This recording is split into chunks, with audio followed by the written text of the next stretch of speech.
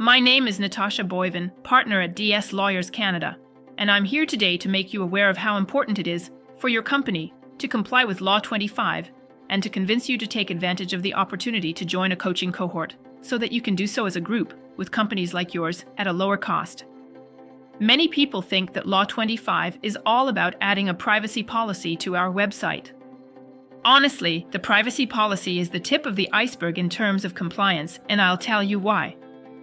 Follow my lead. The first question you need to ask yourself is this: does Law 25 apply to my business? You can read what's on the screen, but I'll explain it to you differently.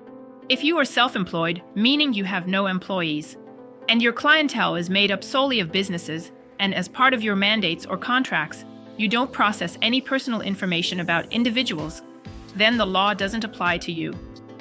Otherwise, the law applies to you. I'll explain what that means later. But I'm guessing most of you are still listening. Now you're thinking, okay, but what is personal information?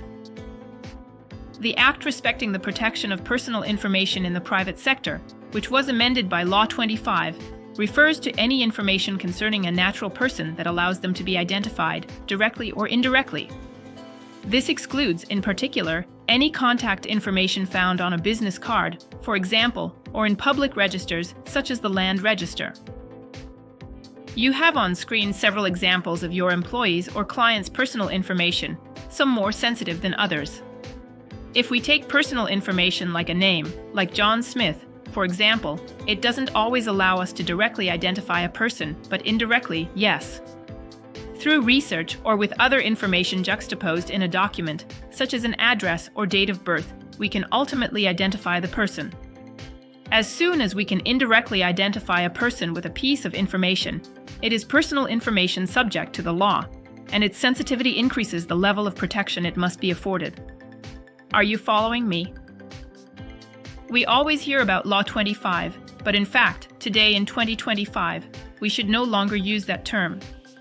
It's no longer entirely relevant.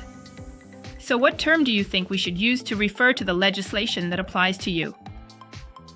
Law 25 is an amending act. It amended two main laws. The Act respecting the protection of personal information in the private sector, which applies to private businesses. The Act respecting access to documents held by public bodies and the protection of personal information, which applies to public bodies. It came into force in 3 phases, from September 2022 to September 2024. So today, the obligations that apply to businesses are essentially those of what we call the Private Sector Act. But we can continue to call it Law 25. The provisions of Law 25 apply to all private entities, including nonprofit organizations and unions, carrying on a business in Quebec. The Privacy Act applies to all collection and use of personal information in Quebec, affecting Quebec residents, regardless of the jurisdiction governing the organization collecting the information and its location. Law 25 does not require a minimum number of employees or clients, revenue, or personal information processing activities to bring a business within its scope. Other laws may also apply to your organization, including the federal law, PIPEDA, and the European GDPR, particularly in the event of a privacy incident. Note that the GDPR, which came into force in 2018, largely inspired the drafting of Law 25. The two pieces of legislation are very similar. I will return shortly to the concept of a privacy incident because it is extremely important, and because it is precisely what risks exposing your organization to the scrutiny of the Quebec Commission, and possibly to sanctions. Before discussing confidentiality incidents, I would like to summarize the main principles of personal information protection enshrined in Law 25. First, there is the principle of necessity. You cannot collect, use, retain, or disclose personal information unless it's necessary, even if you have obtained the individual's consent. The necessity criterion is paramount, and you'll need to review your processes to ensure that it's being respected. Next, you must be transparent and inform data subjects of what you are doing with their personal information. This allows you to obtain informed consent. The concept of consent is also important, and you must ensure that you have obtained it, whether expressly or implicitly, and that you are able to demonstrate it if necessary. The law also requires you to secure personal information throughout its life cycle within the organization. You have probably already chosen security measures. Are they adequate? And above all, have you put this in writing in policies and guidelines? Speaking of security, you must ensure that information is used in accordance with the principle of necessity, with consent obtained, in a secure manner, including proper access management. Who has the right to access the information? To whom can I share it? How long should I keep it? And when should I destroy it? The goal is to limit risks. You must also ensure the accuracy of the information and have a process for managing requests for access, rectification, or withdrawal of consent. In short, you must be starting to realize there is a lot to think about, and you're right. Law 25 has indeed provided for everything. Since September 2023, it requires you to implement an information governance program. This program includes 1. A definition of the roles and responsibilities of staff members, including that of the Data Protection Officer, DPO. 2. Policies, procedures, and guidelines. 3. Records that will demonstrate compliance with policies and the ability to adequately protect data. 4. A data classification plan and retention schedule. 5. A process for addressing the rights of data subjects. And 6.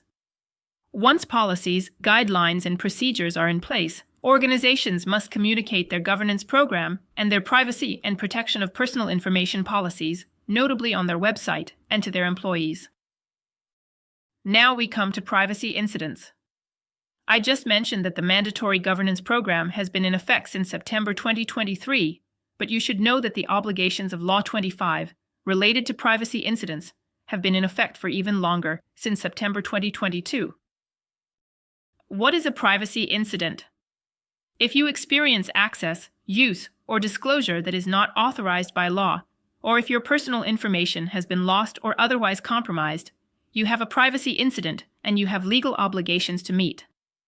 Whether it's a simple human error, such as sending an email to the wrong person or losing a document you left lying around, or you're the victim of a cyber attack, you have obligations, and if you don't meet them, you could face penalties.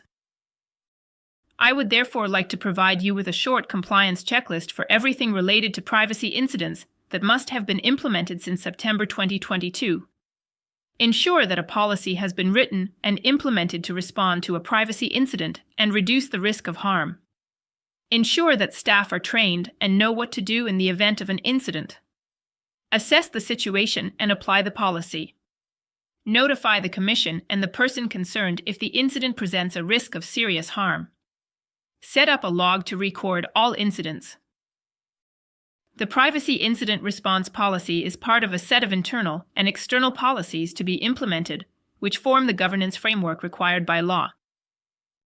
These policies cover all personal information processing activities. Collection: how, from whom, for whom. Use: by whom, why, for what purpose. Retention: by what means or technology, for what duration. Disclosure: internal and external. Destruction: methods, timeframes. Here's an overview of the various documents that make up the governance framework. On the left, you have internal documents intended for your teams. On the right, external documents intended for third parties, such as your customers, website users, etc. Take a moment to look at these documents. You may pause the video. Have you implemented them? If the Commission receives a complaint from one of your employees or customers, or if you are the victim of a cyber attack, will you be able to demonstrate your diligence and compliance? The disclosure of personal information also carries obligations. What is a transfer or a communication within the meaning of Law 25? Both mean the same thing. As soon as information is communicated, transmitted, disseminated, released, disclosed, or made available to a third party outside the organization, there are rules to follow. Here are some examples of transferring or communicating information outside the organization. If one of your file servers is located outside the company, that's a transfer. If you use Google Analytics, the data is accessible in the United States. That's a transfer. If you allow a third party to manage your website or social media, that's a communication. If you use online software to process personal information, that's also a transfer. I told you that there are legal obligations when disclosing personal information. This is where the concept of a Privacy Impact Assessment, PIA, comes in. It's a risk analysis that you must learn to perform, and which is mandatory in a few situations, including two main ones on screen, since September 2023.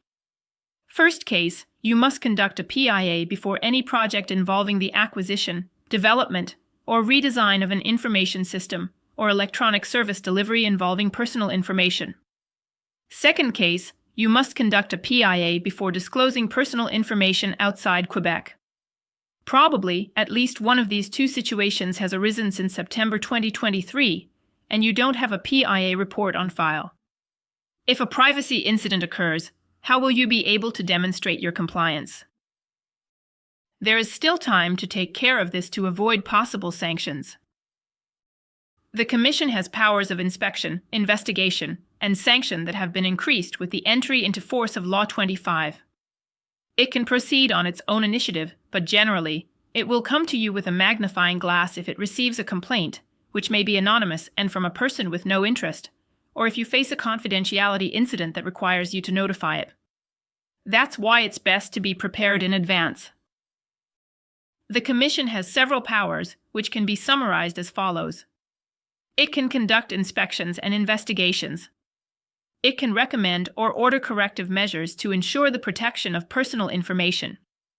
It has injunctive powers, meaning it can order a party to do something or refrain from doing something, and its decisions have the same effect as a judgment rendered by the Superior Court of Quebec.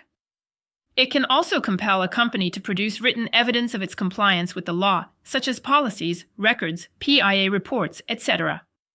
And finally, it can impose sanctions. The first type of sanction is the administrative monetary penalty, which can be imposed on a company or an individual. It will always be preceded by a notice of non-compliance, and its review can be requested within 30 days. The second type of penalty, which is more serious, is a penal offense. The amount can double in the event of a repeat offense. On screen is a table summarizing the main offenses and penalties. You can pause the video to view it more closely. These penalties have been in effect since September 2023, and you'll see that they can reach 2% to 4% of the company's annual sales. Punitive damages may also be awarded in the event of a civil lawsuit. My goal today was to make you aware of the importance of complying with Law 25. Now, I'm going to explain how we can help you achieve this. You can contact us for individual support, but you also have the opportunity to join a support cohort that will allow you to train your team on Law 25 in a group with other similar companies and to receive all the documentation tailored to your business to demonstrate your compliance and manage the protection of personal information in the long term, independently. Our complete support program is divided into 7 steps and lasts 6 months. Each month, you'll receive all the documents specific to each step, 2 hours of training, and an hour of group Q&A sessions. Finally, at the end of the program, you'll receive 12 employee training videos with quizzes and solutions, which you'll keep. Our basic support package includes 2 steps and lasts 2 months. You'll receive the basic documents specific to each of the 2 steps, 2 hours of training, and 1 hour of group Q&A sessions per step.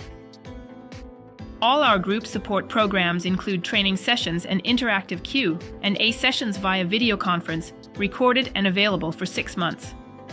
All documents are tailored to your business type and are provided to you in editable versions, Word or Excel, before the training sessions. Group Q&A sessions allow for in-depth discussion and the sharing of experiences, as well as practical tips and tricks related to data management. Video capsules for employee training, which is mandatory by law, are optional for the basic support program and are included in the comprehensive support program. They last an average of 5 minutes each and include quizzes to test knowledge. I invite you to consult our online calendar to learn more and register for one of our support cohorts. You can also write to our project manager or connect to my profile by scanning the QR code on the screen. Thank you for taking the time to watch this video. I hope it was informative, and I look forward to meeting you.